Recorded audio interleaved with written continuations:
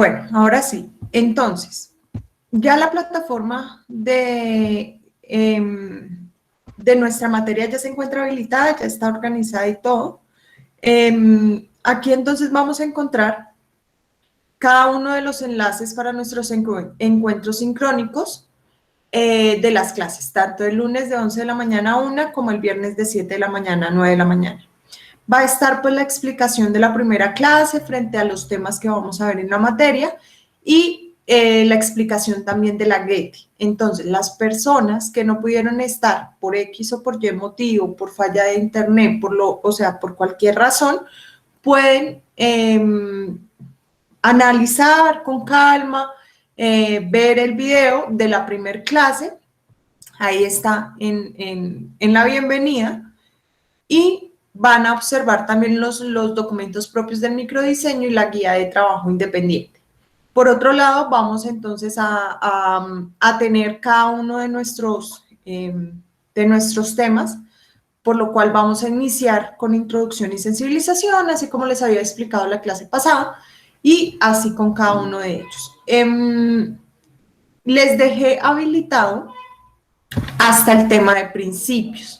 Sí, principios lo vamos a ir analizando también a partir de esta clase, pero lo importante es que ustedes vean que ya está dispuesta la primera sentencia para nuestra Getty. Sí, recuerden que la Getty es un análisis jurisprudencial, así que aquí en la plataforma virtual ya se encuentra dispuesta para que ustedes la empiecen a leer la sentencia. Yo les voy diciendo, ¿sí? O sea, a partir de hoy les estoy diciendo que ya pueden empezar a leer la sentencia y la vamos a analizar entonces el próximo viernes. ¿Listo? Aquí pues ya son temas más, un poquito más avanzados, que no están dispuestos, ustedes todavía no lo pueden ver, yo se los voy habilitando conforme vayamos avanzando en el semestre. ¿Listo? Eso era lo que yo quería que ustedes vieran y analizaran para que pues supieran cómo estaba organizada nuestra plataforma virtual. Entonces, ya iniciando propiamente con la materia, el día de hoy vamos a ver, nos vamos a sensibilizar con esto del trabajo. ¿Sí? ¿Para qué es que es importante esto del derecho laboral? ¿Por qué es que es importante el derecho laboral? ¿Listo? Entonces, los escucho, muchachos. ¿Por qué creen que es importante el derecho laboral?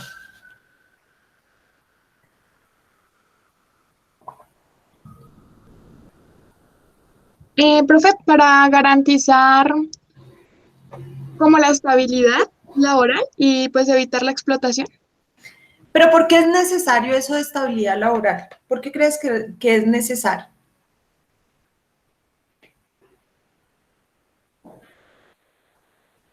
Profe, pues como para tener una remuneración fija. Listo. Tú hablaste algo, mencionaste una palabra interesante, explotación. ¿Cómo defines tú la explotación? Cuando, digamos, se tiene que elaborar más tiempo y se remunera muy poco ese tiempo, o no se remunera. ¿Y por qué crees que sucede eso? A veces, digamos, se pueden aprovechar por las pocas oportunidades de trabajo. Ok, listo. Gracias, Erika. ¿Alguien más tiene alguna opinión frente al trabajo? ¿Por qué creen que es importante regular esas relaciones de trabajo? Profe, pues yo considero que es porque, bueno, aparte de lo que dijo mi compañera, pues porque así como los trabajadores y los empleadores tienen, pues ambos tienen derechos, pero también obligaciones mutuas. Entonces, como para que haya un equilibrio entre las dos partes, creería yo, profe. Sí, por ahí va la cosa. También. Lidia. Porque es importante fijar unas reglas para tanto, pues como dice la compañera, el trabajador y el empleado tengan las condiciones necesarias para poder ejercer su trabajo y pues no, digamos, se pase de pronto a un abuso de alguna de las dos partes. ¿Por qué crees tú que es importante regular esas obligaciones? Porque es que es necesario. Para, digamos, garantizar la estabilidad tanto del trabajador, tanto del empleado como el empleador. Listo. Ahora les pongo esta situación. Yo soy el empleador y Lidia va a ser mi trabajador, ¿sí? Vamos a suscribir las dos un contrato de trabajo donde vamos a plasmar nuestras obligaciones, tanto Lidia, las obligaciones y los derechos, por así decirlo, que va a tener Lidia y mis obligaciones y derechos que voy a tener yo como empleador. ¿Por qué es que es necesario la ley si entre los dos podemos elaborar un contrato en el cual van a estar explícitas las obligaciones? Pues, profe, yo creo que debe ser porque debe ser como un mecanismo, dijo yo, como una prueba, una evidencia de que en caso de que alguna de las partes incumpla con alguno, pues con lo establecido en un contrato, pues como todo de pronto es físico, como para la prueba, como para decir, no, mire, pero mire, usted aquí, bueno, tenía estos derechos, esta obligación, o yo tengo este derecho y usted me lo está vulnerando. Entonces creo que es importante siempre que esté plasmado porque es como, sí, como una evidencia, o sea, es como algo sí que uno puede mirar y decir, bueno, acá están plasmados mis derechos, mis obligaciones y así. Listo. María Alejandra, creo que también ibas a hablar. Sí, señora profe, te estaba diciendo que es para evitar un futuro conflicto. Pues para evitar un futuro conflicto nosotros realizamos un contrato, ¿sí? Y pues obviamente para la prueba. ¿Qué es lo que pasa, muchachos? Miren, el derecho civil regula o más bien trae procedimientos en los cuales se basan en contratos y en el caso de haber un incumplimiento, pues se va a generar una serie de, bueno, de actuaciones que tengan cada uno de los contratantes, ¿sí? Tan es así, estamos hablando hace más de, ¿qué? De 50 años, no, tal vez más. Por ahí hace más de unos 60 años, eso así se regulaba. A través del derecho civil se regulaban las relaciones laborales. Y resulta que dijeron, no, un momentico, aquí no podemos seguir o no podemos darle el mismo trato a un contrato de trabajo empleador-trabajador como si estuviéramos hablando de contrato de compraventa, ¿sí? Vendedor y comprador. ¿Por qué creen ustedes que eso sucede?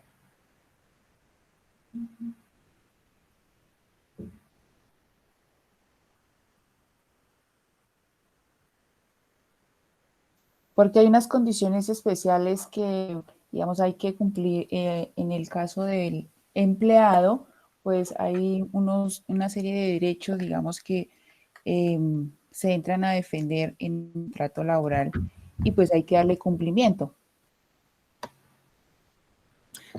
Pero vuelvo y te reitero, o sea, tú y yo nos sentamos, ¿sí? Y dijimos, bueno, vamos a elaborar nuestro contrato de trabajo, ¿sí? Y si tú plasmas tu voluntad en el contrato de trabajo y yo, ahí sí tú como trabajadora y yo como empleador plasmo mi voluntad, porque es que viene una norma y nos dice,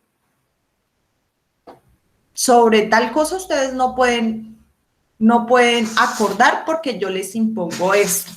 Sobre tal cosa no pueden acordar porque yo, norma, les digo que debe ser así. ¿Por qué creen que se hace necesario esa regulación, así tan fuerte como lo es en el derecho laboral? Ah, Lidia, acabo de leer, ya te iba a responder, acabo de leer tu correo Sí, electrónico. ya, sí, Me no acaba de puede llegar. ingresar. Uh-huh. Gracias. Entonces, ¿por qué creen que es así? Profe, Sí, pues Nicolás. yo creo que por el orden público que debe establecer el Estado. ¿Y por qué el Estado debe establecer un orden público tan fuerte? Pues pienso yo que em, pues el Estado con el ánimo de mantener un orden social eh, se otorga o le hemos otorgado a través del contrato social ciertas capacidades para intervenir en el sector privado también. Entonces, incluido ahí el contrato privado que están haciendo las partes. Ahí va algo muy interesante, pero un poquito más avanzado de nuestra materia. O sea, aquí hasta ahora vamos iniciando.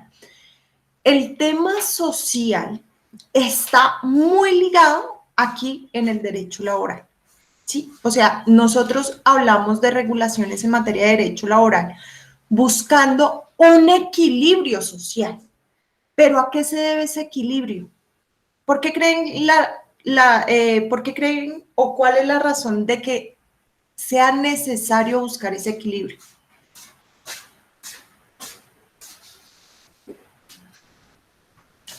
Por ahí va la cosa, por ahí está cerquita. ¿Por qué creen que es necesario la intervención del Estado?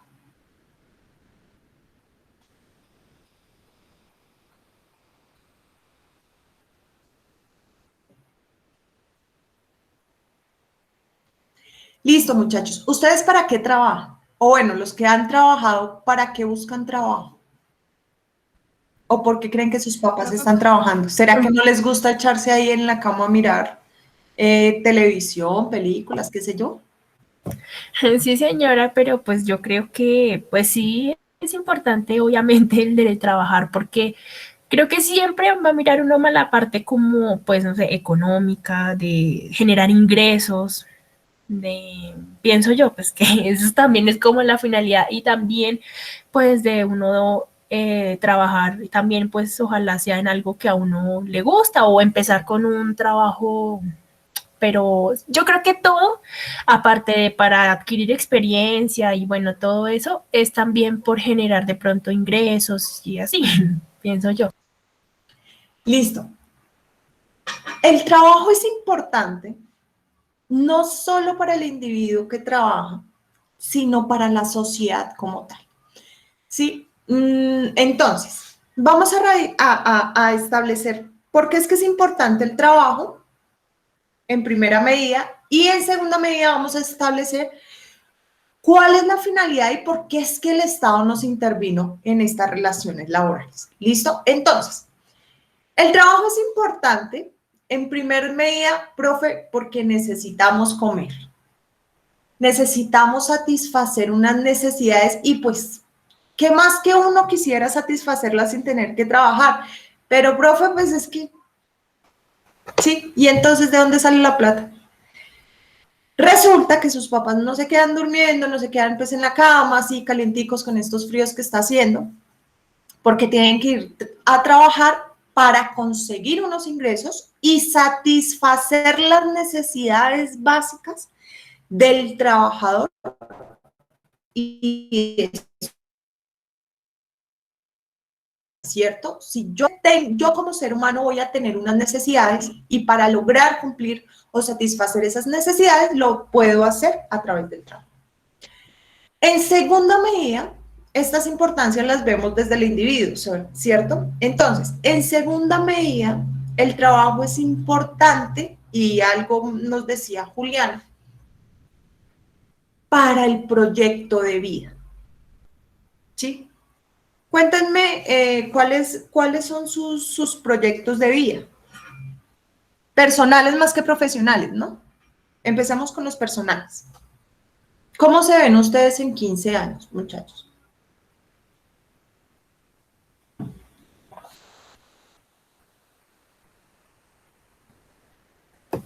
Profe, estás diciendo que no profesionales, sino personales, ¿verdad? Sí, Profe, pues yo creo que yo en un futuro me veo, pues, no sé si sea por esa parte, profe, que te refieres, yo me veo teniendo mi propia casa, mi camioneta y pues teniendo negocios, profe.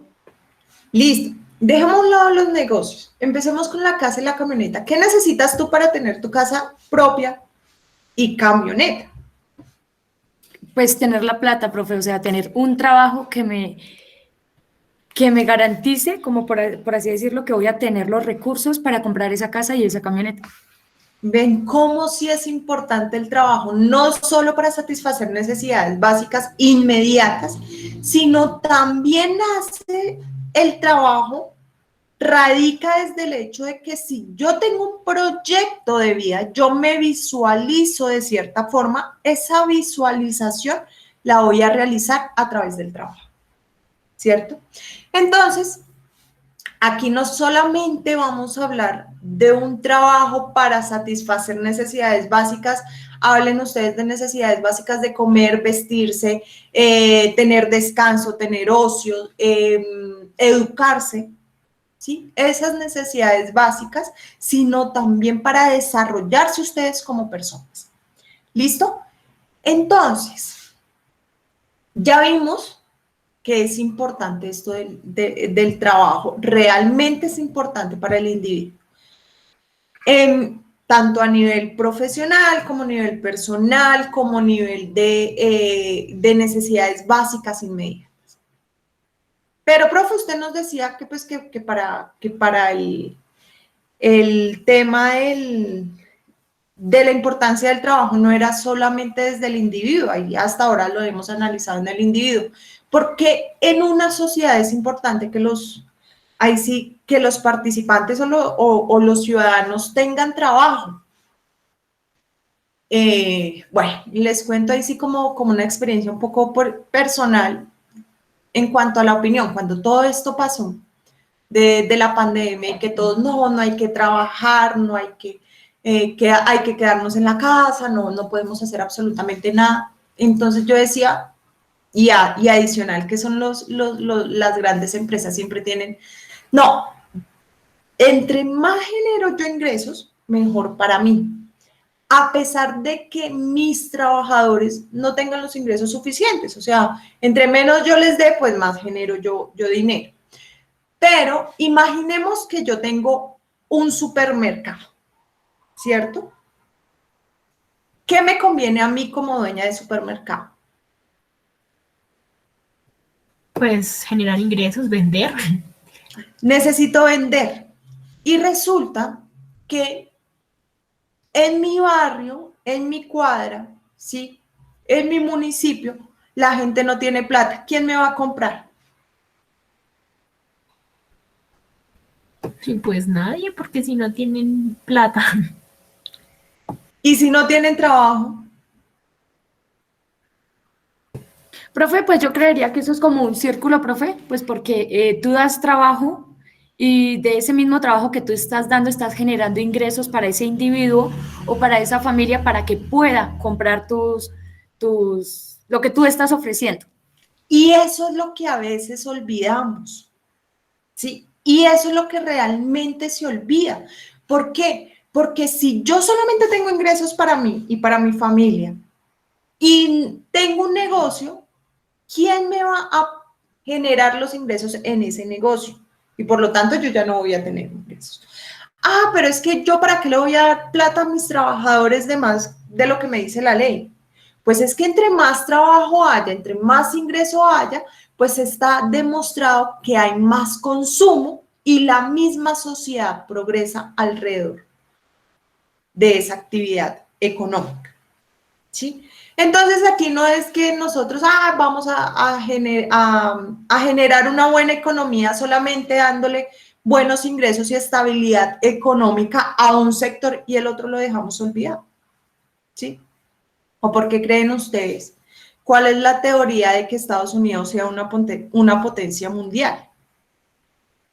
Ahí les digo por debajo de cuerda y en secreto, es porque es el país más consumista del mundo.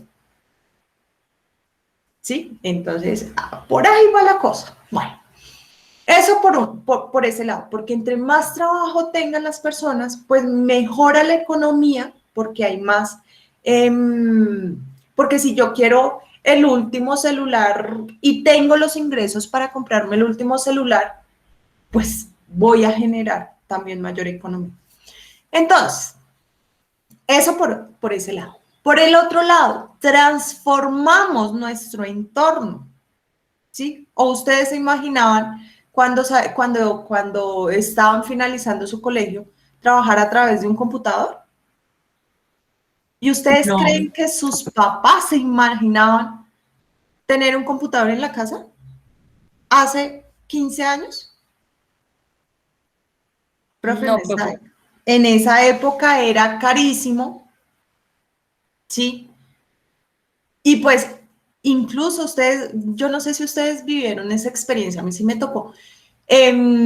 Habían cafés de internet porque uno no se imaginaba tener internet en la casa porque eso era carísimo, o sea, eso no era posible para nosotros. Ahorita, esta semana, declaran el internet servicio público esencial, de tal forma que se garantice el servicio a todas las personas desde sus hogares. Un poco, Profe, sí. con respecto a eso, profe, si se garantiza, pues, o sea, si ya fue como dado de que es un servicio público, ¿qué pasaría con las empresas privadas que están ofreciendo el servicio, profe? O hay... Ojo, aquí hay una cosa. La Constitución política determina que hay ciertos servicios públicos y ciertos servicios públicos esenciales. ¿Qué es lo que pasa? La Constitución política determina o da la posibilidad que los servicios públicos sean prestados por entidades públicas y por entidades privadas. No porque el servicio sea público, obligatoriamente el servicio tenga que ser prestado única y exclusivamente por el Estado.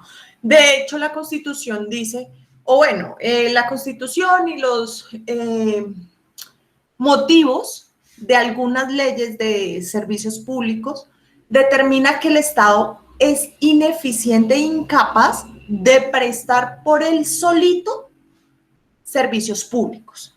De allí que delegue ciertos servicios, que son la gran mayoría, ciertos servicios públicos a prestadores privados. Está la salud, está el transporte, está servicios públicos domiciliarios, háblese de luz, háblese de acueducto. Entonces, o sea, que el servicio sea público y obviamente con este rango de servicio público esencial no implica que la prestación debe estar exclusivamente en cabeza del Estado. Puede ser incluso prestada a través de particulares. ¿Cuál es la implicación que sea servicio público esencial? Que el Estado debe ser vigilante al garantizar que le llegue a todas las personas. Sí, Nicolás. O sea, eso no significa que vaya a ser gratis, ¿no? No. Que en ciertos sectores el Estado debe verificar y garantizar la cobertura. Pero pues, bueno, yo tengo como mis dudas, como mis reservas, ¿sí? Por así decirlo.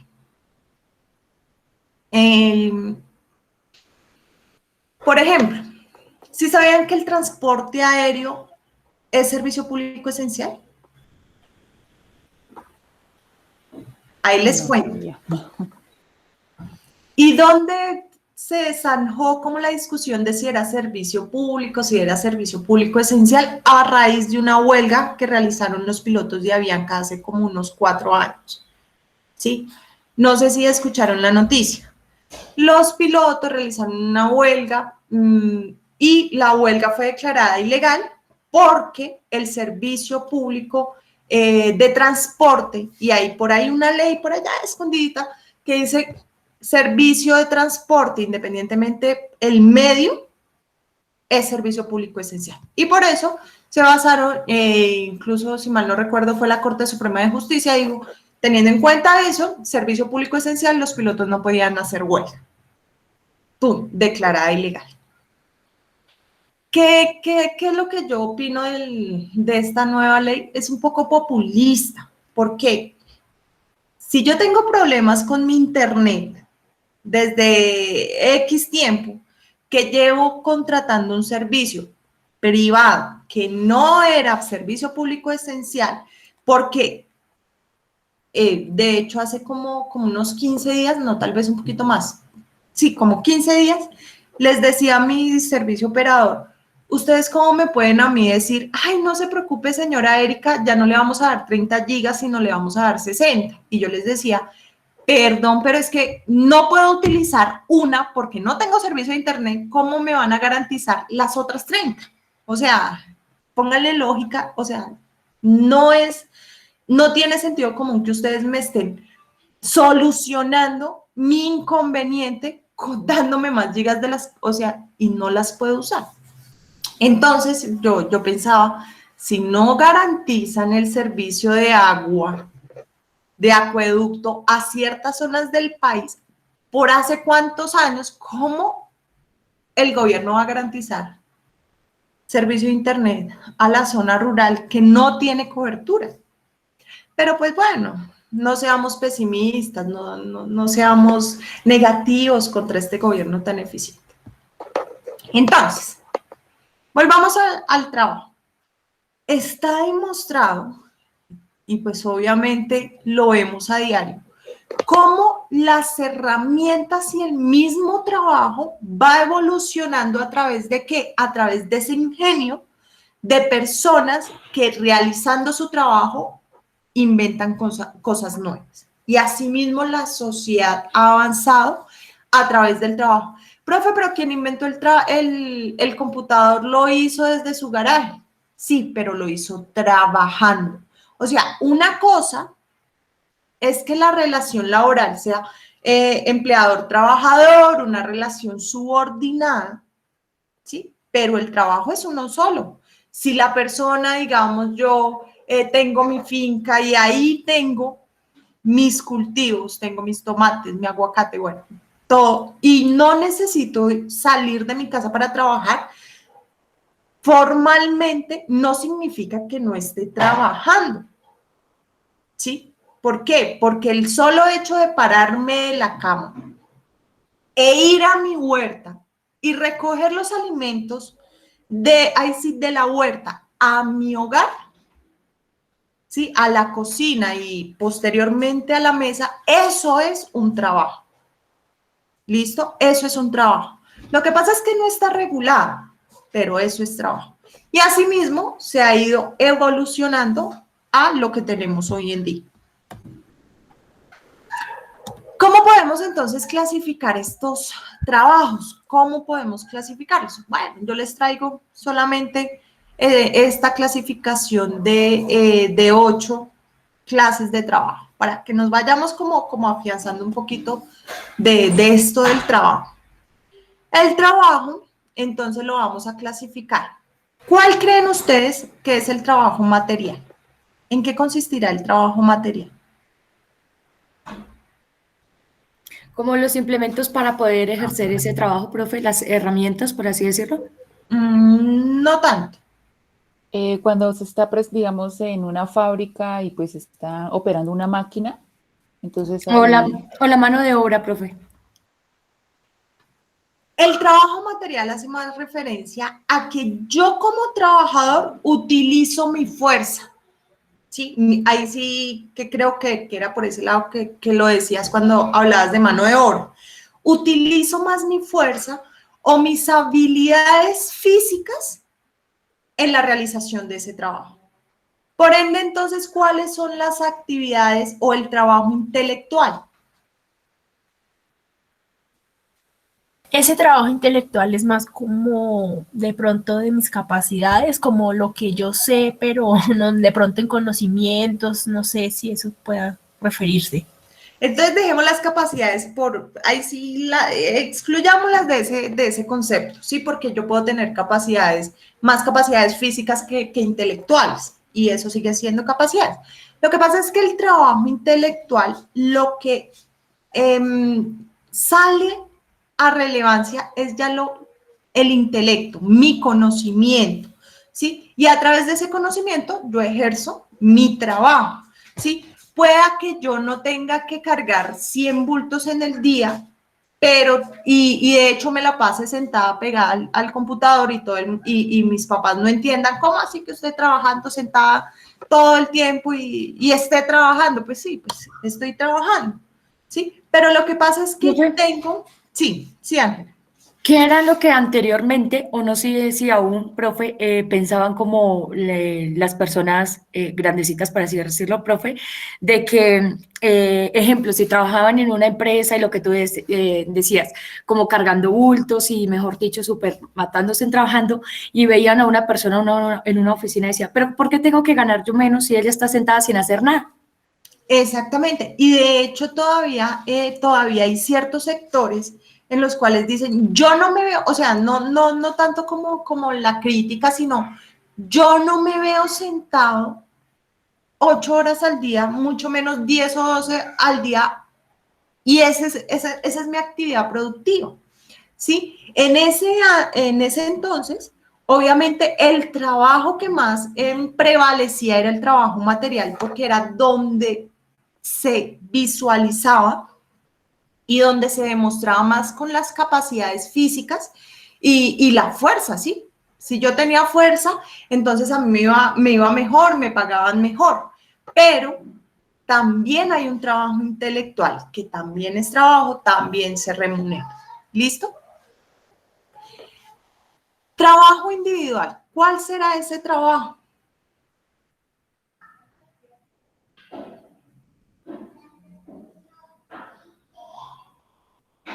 Profe, no sé si es cuando en una empresa, por ejemplo, se divide el trabajo por áreas. Es la actividad que realiza una sola persona. Ay, súper fácil, ¿cierto? Ay, esto lo sacamos es por lógica, ¿cierto? ¿Y cuál será entonces el colectivo? Grupo. Bueno, sí y no. El individual es que lo realiza una sola persona, pero esa sola persona sí o sí lo tiene que realizar. ¿Sí? Un ejemplo. Es que Yurani es la mejor pintora que yo conozco. ¿Sí? Y yo amo sus cuadros. Entonces yo hablo con Yurani y le digo, venga Yurani, como yo ya he visto su trabajo, por favor, ¿cuánto me cobra por hacerme un cuadro para mi sala?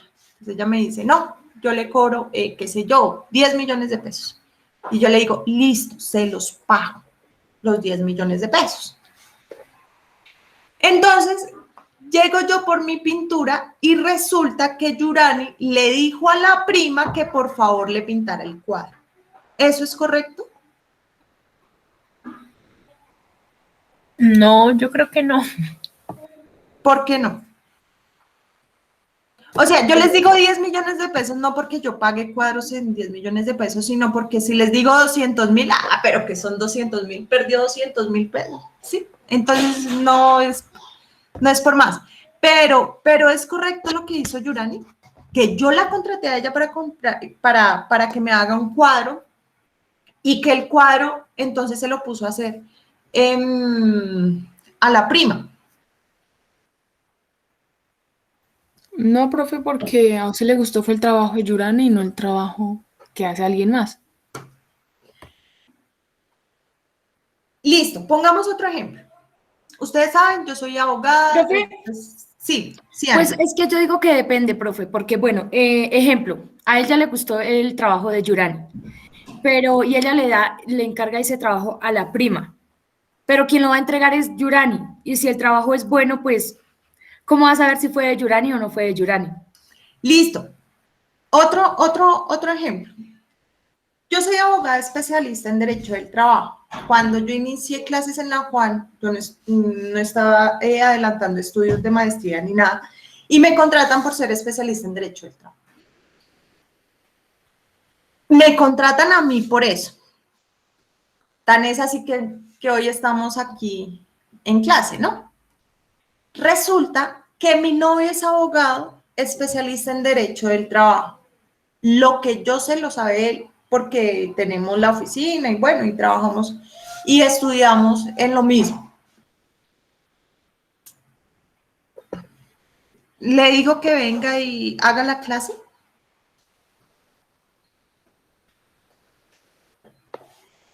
Pues no, profe, porque la responsabilidad es tuya. No, porque Pero digamos, tenemos los mismos conocimientos y tenemos los mismos estudios y pero digamos que existe un contrato que hiciste directamente, profe Erika, con la universidad. Entonces, pues, es la persona que está al frente y a cargo de dictar la clase. entonces el trabajo individual no solo parte del hecho de que sea realizado por una única persona, sino que tiene que ser esa única persona a la cual yo contraté, ¿sí? Que no me vaya a delegar a nadie más. ¿Por qué? Porque yo contraté a esa persona por sus calidades, capacidades, habilidades, ¿sí? Y yo no requiero a otro, sino a esa única persona, ¿sí? Este trabajo individual es importante para esta materia, porque de aquí también se basa el derecho laboral individual. ¿Sí? Ahí sí su nombre le dice, ¿no? Individual. Entonces, se contrata, ¿ustedes han escuchado ese término intuito persona?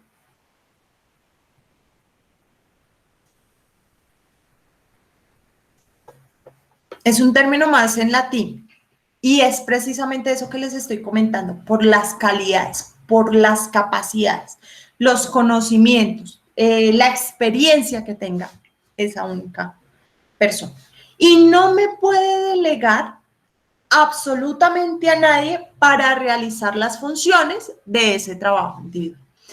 Por el contrario, en el trabajo colectivo, o bien puede hacerse por un grupo de personas, o bien puede hacerse, a pesar de que se contrató a uno, que me manden a otro, y pues no hay ningún problema, porque es trabajo colectivo, ¿sí? Entonces, un ejemplo, no sé si a ustedes les ha pasado o de pronto y lo han visto a través de sus familiares. Ustedes contratan un maestro, qué sé yo, para pintarles la casa, ¿sí? O hacerles un arreglo en la casa. Y ustedes hablan con uno y el maestro les manda a otro.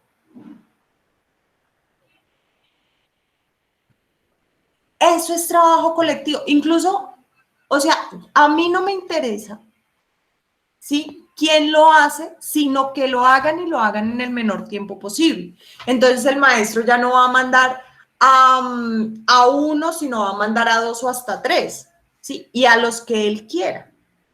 Entonces, ¿qué es lo que yo contraté? Pues que me pintaran mi casa, ¿sí? ¿Y qué es lo que me está dando? Yo entro y, ay, ya está pintada otra vez, como, ay, sí, ya estaba negra, otra vez está blanca, ¿no? Súper bien, feliz, encantada yo porque me pintaron la casa, ¿sí? Entonces aquí ya no vamos a tener en cuenta quién realiza la función, quién presta el servicio, sino lo importante es que se realice la tarea. ¿Listo? ¿Qué será el trabajo transitorio? ¿En qué consistirá eso del trabajo transitorio? ¿No tiene un contrato o algo así? Que está, digamos, establecido para un periodo específico. Un periodo específico de tiempo. Sí, cuando ya hablamos de transitorio y permanente, ya hablamos de tiempo. ¿Y entonces qué será el trabajo permanente?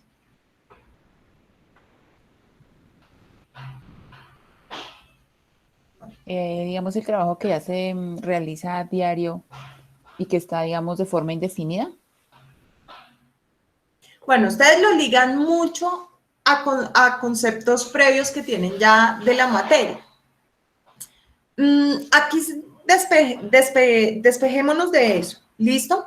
Cuando nosotros hablamos de un trabajo transitorio, es que se pueda desarrollar en un periodo de tiempo demasiado corto. Porque le dije a Nicolás, no, por ese lado no es, porque si bien puede haber contrato, El contrato puede estar incluso a 15 días, a 10 días, a un mes, ¿sí? Y adicional a ello, el Código Sustantivo del Trabajo habla del trabajo transitorio cuando se refiere a que el trabajo se desarrolla en menos de un mes, ¿sí? Pero, pues, dejémoslo que es un periodo corto de tiempo y dejémoslo hasta ahí, trabajo transitorio. El trabajo permanente, ¿sí? El trabajo permanente es aquel cuyo periodo es más amplio, ¿sí? Es más amplio, vuelvo y reitero, en el Código Sustantivo está mayor a un mes, pero dejémoslo que es más amplio, pero sobre todo que busca la estabilidad del trabajador en su empleo o en su oficio, ¿sí? Porque es que es importante la estabilidad. ¿Qué piensan ustedes?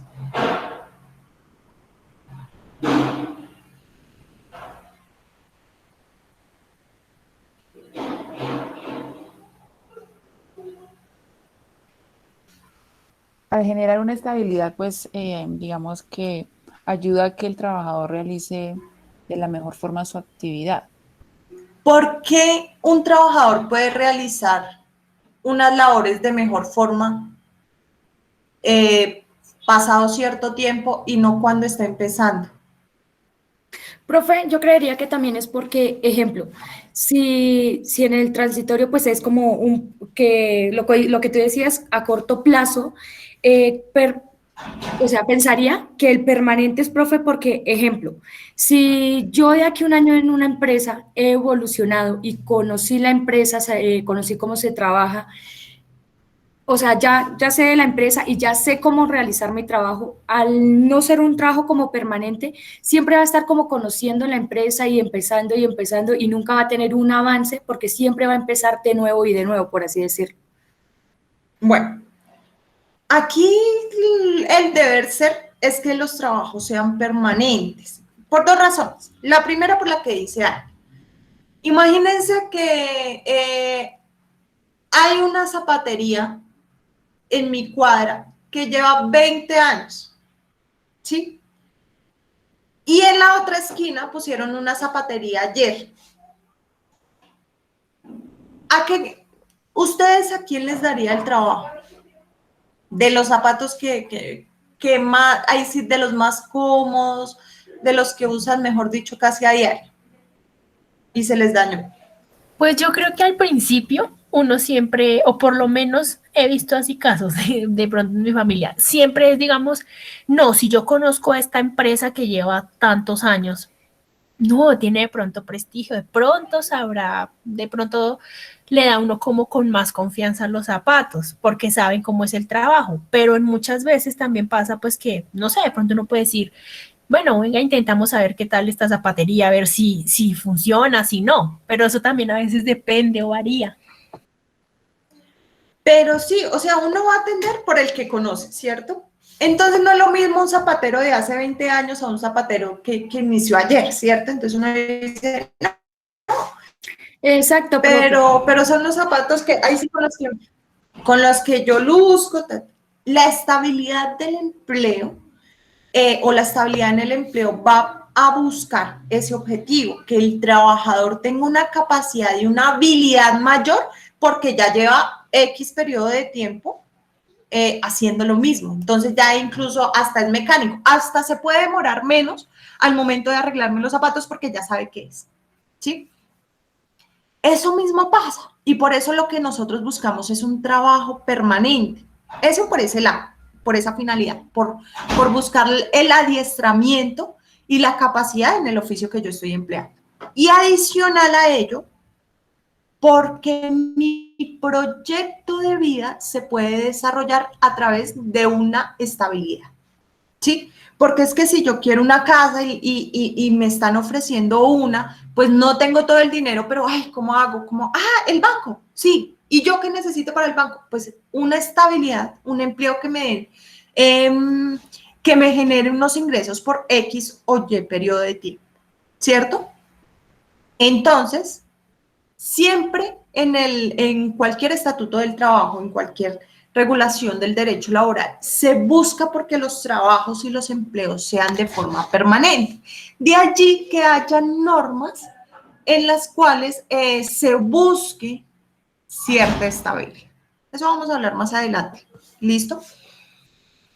Finalmente, y dejé este para el final, porque es importantísimo para el derecho laboral. Trabajo subordinado y trabajo independiente. ¿Qué creen que significa el uno y qué creen que significa el otro? Profe, yo creería que el subordinado debe ser como la conexión que debe haber entre las dos partes para poder realizarlo. No. Pues el subordinado es cuando, digamos, yo trabajo para una empresa y el independiente es cuando yo soy como mi propia jefe, por decirlo así. Listo. Lidia, ¿ibas a decir algo? ¿O Sí, complementar de pronto? sí, el subordinado hace referencia a cuando pues el empleado, digamos, hay un empleador y hay un empleado y pues tiene que rendir de cierta manera cuentas al jefe. Y el independiente cuando la persona o el individuo ejerce su actividad, sí, de forma independiente. O sea, él es quien la realiza y él es el que maneja todo así muy independiente. Listo. Sí, la diferencia es más que todo es, ¿sí? Subordinado, entonces vamos a abordar las diferencias de dos aspectos. La primera, la que me dijo María José. El subordinado, yo trabajo y yo beneficio de ese trabajo a un tercero. Ese tercero es mi jefe, es mi patrón, es el dueño de la empresa, es mi empleador, ¿sí? Quien se beneficia con mi servicio, con el servicio que yo le acabo de prestar a través de un contrato, a través, bueno, ¿sí? El beneficio. Entonces, quien se beneficia de mi labor o de mi función es mi jefe, mi empleador, mi patrón, bueno, como lo queramos llamar, pero es un tercero. Mientras en el trabajo independiente, quien me beneficia, o más bien, quien se beneficia de mi trabajo soy yo mismo. ¿Sí? O sea, yo trabajo para mí, las ganancias son mías, los beneficios son míos. Si yo atendí a un cliente, si el cliente se quedó, es para mí, no para ningún tercero. Entonces, frente al beneficio, el subordinado es a favor del tercero, el independiente es a favor de sí mismo o de su familia, porque también pueden haber negocios familiares. Herramientas, ¿sí? Entonces, segundo aspecto de diferencia entre subordinado e independiente. Si las herramientas y todo lo que yo utilizo al desarrollar mi función, al prestar un servicio, ¿sí? Esas herramientas me las proporciona el tercero que se beneficia de mi obra, es trabajo subordinado, ¿sí? Es decir, yo trabajo como asesor jurídico, no. Yo trabajo como secretaria en X empresa. ¿Qué me va a dar la empresa? Le va a dar un escritorio, le va a dar un puesto de trabajo con un computador, con unas herramientas para servir y para facilitar las funciones de secretario. ¿Sí? Si alguien proporciona esas funciones, ¿sí? Si alguien proporciona esos medios para ejecutar esas funciones, es trabajo subordinado. Frente al trabajo independiente, quien suministra esos medios o esos elementos para cumplir X o Y función, de acuerdo, pues obviamente, al negocio o a la empresa que estoy creando, soy yo mismo, ¿sí? Porque yo no le puedo decir a alguien, yo monté mi oficina y no le puedo decir a la universidad, oiga, universidad, deme, qué sé yo, papelería para imprimir mis demandas. La universidad de una me va a mirar como, está loca, ¿cierto? Entonces, esa es otra diferencia. Y la más importante, tercer diferencia, en el subordinado yo recibo órdenes, ¿sí? Yo recibo órdenes. ¿Cómo debo ejecutar mi función? ¿A qué lo debo realizar? ¿Qué debo hacer? ¿Sí? Ahí sí, todos esos parámetros frente a mi servicio y a mis funciones y a mis labores están determinadas por mi empleado y por lo tanto no hay lugar a duda a que estoy en una relación subordinada, que uno está por encima del otro y esa posición va a permitir que le dé órdenes al trabajador. En cuanto al tiempo, modo, lugar de la función o del servicio que está prestando. Por otro lado está el trabajo independiente. A mí ya nadie me va a dar órdenes. Yo, ahí sí, como dijo María José, yo soy mi propia jefe, ¿sí? Entonces a mí nadie me va a decir a qué horas llegar, a mí nadie me va a decir qué debo hacer o cuál va a ser mi prioridad, porque yo misma me establezco esa prioridad. Lo que pasa es que hemos visto, sé tu propio jefe y ven, ingresas. Y a mí esos trabajos se me hacen subordinados disfrazados, ¿sí? Que, ay, yo puedo trabajar desde aquí, desde mi casa. Lo que pasa es que no la obligan o no obligan a esas personas a acudir a una empresa física y por eso se creen sus propios jefes y se creen creadores de negocio y pues realmente uno lo ve y lo analiza y pues no están del todo independiente. Pero bueno, eso son otras figuras que uno pues se va analizando con el paso del tiempo. A mí entendamos un poquito más del subordinado y del independiente. Yo soy subordinada de la universidad, ¿sí? La universidad me dice, usted debe iniciar clases estos y estos y estos días, tan es así que el viernes de 7 a 9, y yo le digo a la universidad, es que yo soy malísima para madrugar, o sea, no, ¿cómo así que a las 7? No, ¿sabe qué? Nos vemos a las 8. ¿Qué me dice la universidad? Profe, pues te va a echar. ¿Cierto? O sea, así de sencillo. Sí, así de sencillo. Profe, pues yo creo que está como difícil ese tema porque la universidad, Exacto, profe, por porque tú medio de esa trabajas subordinación. bajo sus parámetros, no puedes establecer los propios, o sea, tus propios parámetros. Listo, ahora pongamos un ejemplo. Yo tengo mi oficina de abogados y yo contraté con un cliente. Supongamos que mi cliente es Nicolás. Y yo le digo a Nicolás, sí, mi horario de atención es de 9 de la mañana a 12 y de 2 a 5, un ejemplo. Uy, profe, así trabajas y yo, ay, pues es que la independencia, ¿cierto? Bueno, digamos que ese es mi horario y Nicolás llega a las 7 de la mañana. Y pues yo por allá todavía en mi quinto sueño, por allá en la playa, porque con estos fríos, no, mejor dicho, yo estoy soñando allá y Nicolás me llama. Oiga, abogada, ¿cómo así que estoy acá en su puerta y no ha abierto a las 7 de la mañana? ¿Qué creen que pasa? Pues nada, profe, porque al ser independiente tú estableces tu horario y pues Nicolás en este momento estaría pues, él sería quien debería esperar a que tú abras la oficina. ¿Y por qué la universidad no puede hacer eso? ¿Cómo así, profe? Porque ellos son como una, no sé, pues, ellos Profe, son pues como, porque o sea, ellos no pueden tú hacer esas cosas. Tú al estar trabajando independiente, tú decides tus parámetros, tus reglas de juego, profe, pero si estás trabajando subordinada, te van a establecer unas reglas de juego.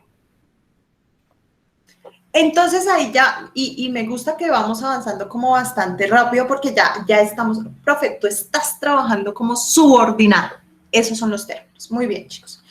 Sí, o sea, a mí en el trabajo subordinado me van a dar órdenes desde hasta, me pueden incluso dar órdenes desde hasta cómo me visto, ¿sí? Porque la empresa me puede decir, es que yo los necesito uniformados, yo los necesito así, mire, aquí está su dotación y por favor venga y trabaje con la dotación que yo le di. Eso lo puede hacer incluso. Obviamente tiene sus límites, tiene sus normas y parámetros mínimos que se deben respetar, pero yo estoy bajo las órdenes de ese trabajo, de ese empleado. No sé si ustedes recuerdan cuando eran más pequeños que ustedes querían hacer algo y sus papás les decían no. Y el no es ahí sí como la última palabra. Bueno, pues ahorita ya no son sus papás, pero son sus empleadores que les van a decir no. ¿Sí? Ahí sí como es el no grande, el no de los adultos, el trabajo subordinado. De ahí que pues que el independiente, sí, yo también pondría a esperar a mi cliente, pero no les cuente, pero bueno. A menos que yo le diga, no, veámonos mañana a las 7 de la mañana y pues ya ahí como que ya empiezas a jugar con otra cosa, ¿cierto? Bueno, esas son las clases de trabajo que nos interesa para nuestra materia de Derecho Laboral Individual. ¿Por qué? Sobre todo el subordinado, porque es que las normas propias del derecho laboral individual van a, perdónenme la expresión, van a entrometerse a esas relaciones laborales. Y ya vamos a ver por qué es que se intromete, ¿sí? En esa relación que aparentemente es privada, pero que va a tener intervención del Estado. Entonces, nosotros en derecho laboral individual vamos a fijar, ahí sí para que lo subrayen con otro color, lo resalten, bueno, trabajo subordinado, trabajo independientemente de si sea material o intelectual, pero que sea individual. ¿Sí? En esta materia de derecho laboral individual nos vamos a centrar en el trabajo individual y tampoco nos va a interesar si es transitorio o si es permanente. ¿Listo? Entonces, vamos a fijar esos parámetros para nuestra materia. Que sea un trabajo subordinado, independientemente de si es material o intelectual, que sea individual y que sea transitorio y permanente. ¿Listo? O sea, puede ser cualquiera de las dos. Entonces, el derecho laboral es importante en Colombia, principalmente porque está consagrado desde la Constitución política. ¿Listo?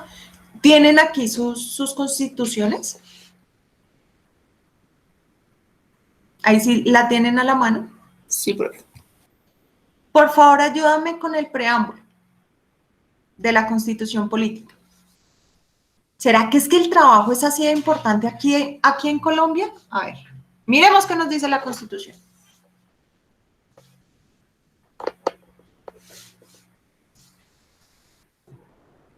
Leo el preámbulo. Sí, por el preámbulo. En ejercicio de su poder soberano. Sí, esa parte, sí, profe.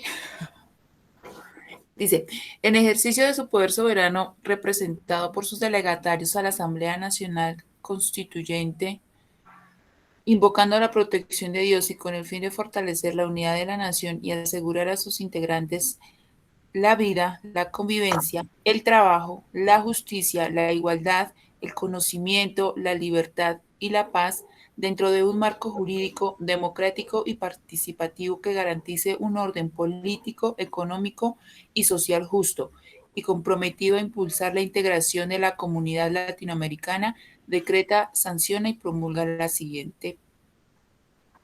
¿Será que el trabajo sí es importante para Colombia? ¿Qué nos dijo el constituyente? Sí, que es importantísimo. El trabajo. ¿Por qué dices que importantísimo? O sea, ya no es importante, sino, profe, es importantísimo. ¿Por qué? Porque es una manera es una manera en que el individuo va a generar su actividad y pues va a obtener los recursos para tener una vida digna, va a también poder realizar su proyecto, pues digamos que encamina para, sí, hace como es la base para generar sí una estabilidad individual y también pues familiar. Y social. Y social.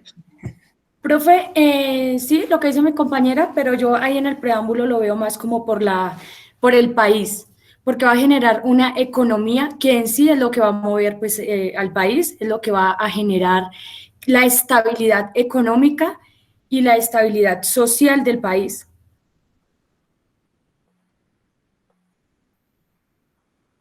¿Ustedes se dieron cuenta a qué es que está equiparando el trabajo?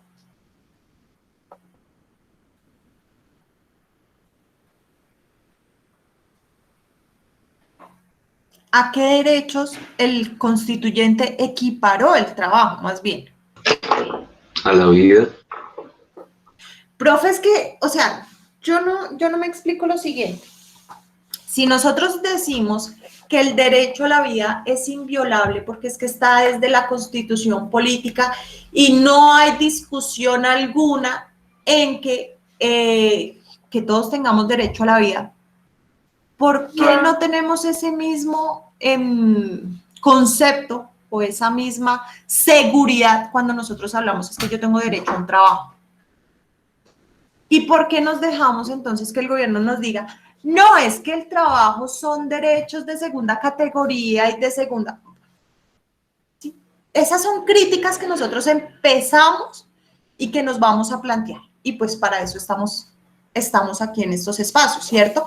Es que nos está diciendo la vida, el trabajo es tan importante como la vida, es tan importante como la seguridad, es tan importante como, profe, como la convivencia, como la justicia, ¿sí? Nos equipara el trabajo a otros 7 derechos fundamentales que también están reconocidos en la Constitución. Así que el trabajo no es algo de segunda categoría o de segunda generación, sino que es, miren, está desde el preámbulo. No hemos iniciado con la Constitución política y ya hemos dado conclusiones del trabajo, ¿cierto?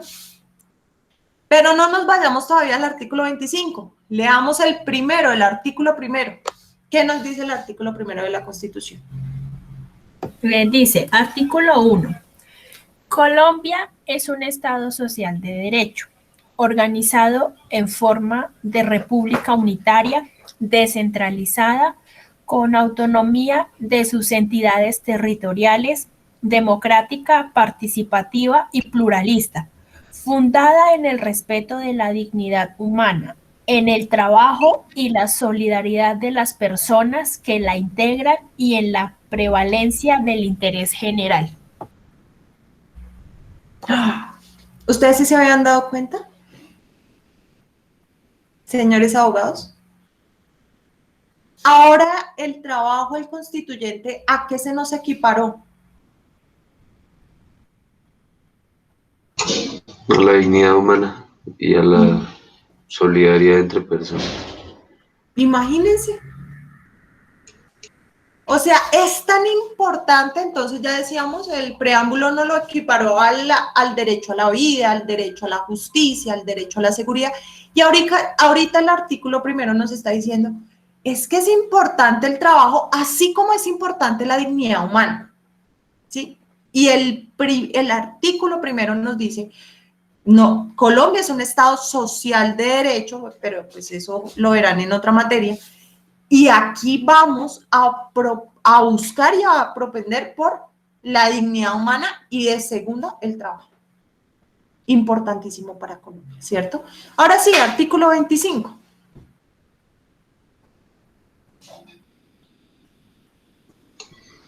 Yo lo tengo, profe. Dale. Dice, el trabajo es un derecho y una obligación social y goza en todas sus modalidades de la especial protección del Estado. Toda persona tiene derecho a un trabajo en condiciones dignas y justas. Entonces, vamos a desmenuzar ese artículo 25 en lo siguiente. El trabajo es un derecho, sin discusión alguna. Todas las personas se les debe garantizar el derecho al trabajo. Lo que pasa es que el gobierno se ha lavado las manos y el Estado se ha lavado las manos y dice, no, el trabajo, mientras se pueda dar, es derecho para las personas, ¿sí? Pero pues es que tenemos otras cosas más importantes que que ocuparnos. Entonces, no, eso sigámoslo dejando de segunda categoría, nos dicen. Pero ojo, nosotros, o sea, ustedes como abogados ya deben quitarse ese velo. Miren, no lo acabamos de quitar leyendo solamente el preámbulo y el artículo primero, ¿sí? A ustedes, Profe, sí. yo pienso que en alguna manera el Estado como que se lava las manos dando esas ayudas solidarias o subsidios, ¿no?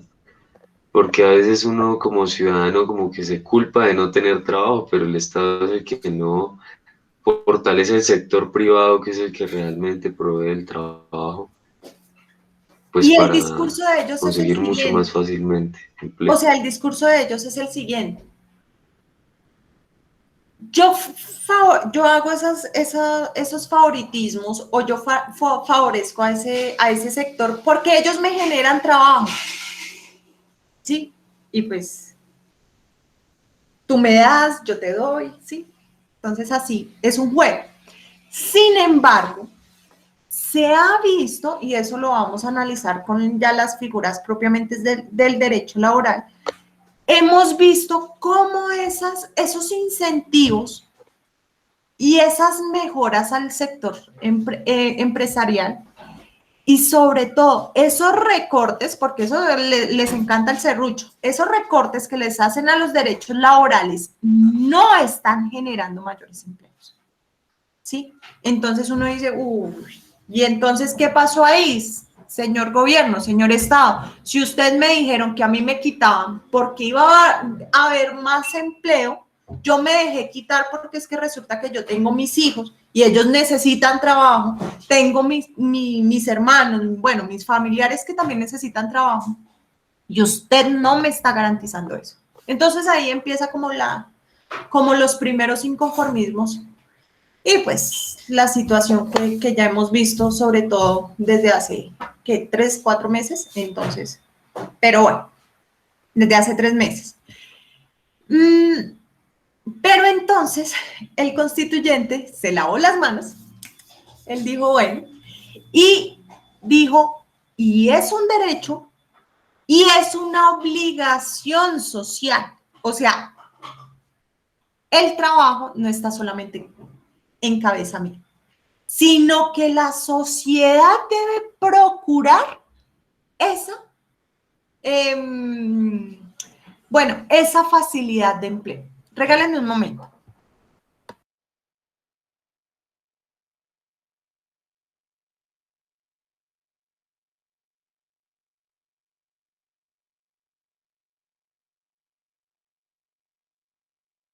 Entonces, el artículo 25 nos dice, sí, es un derecho para todos, pero es una obligación social.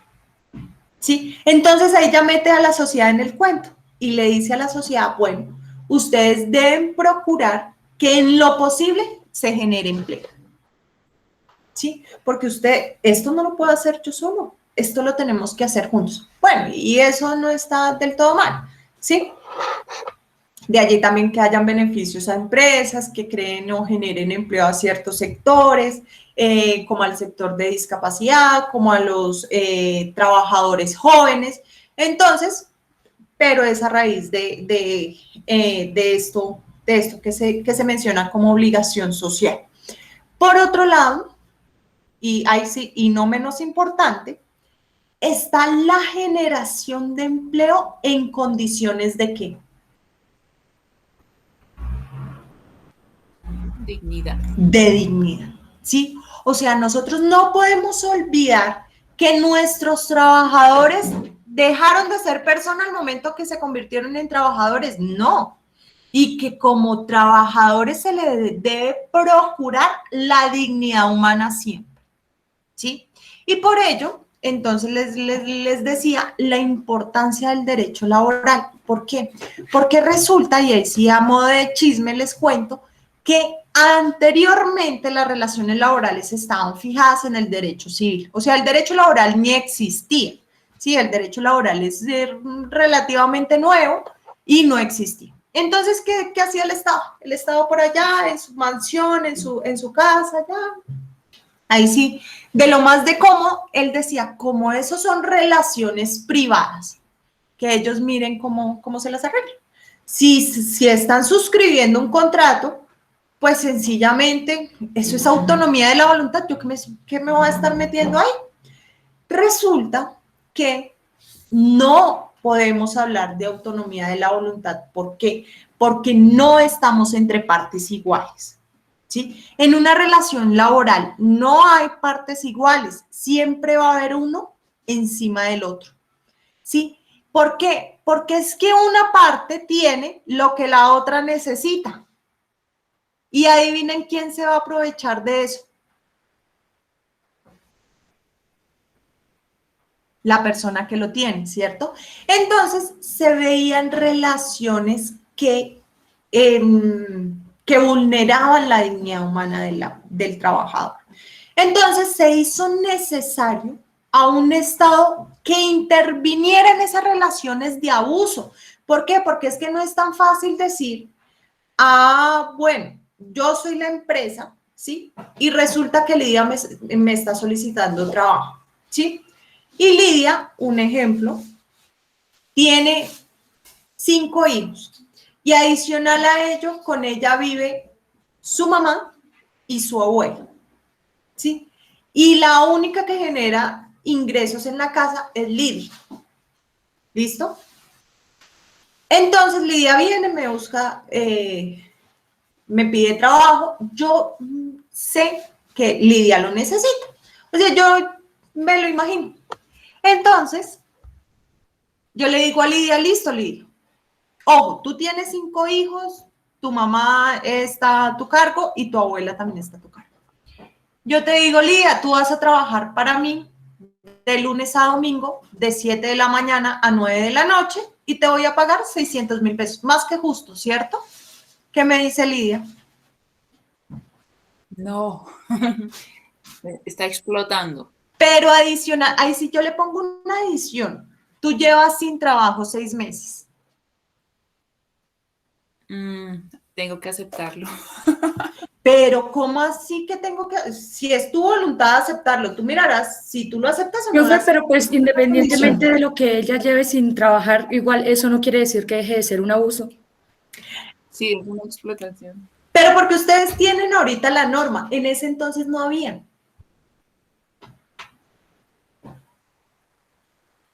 Sí, o sea, estamos hablando que estamos en los años 1800.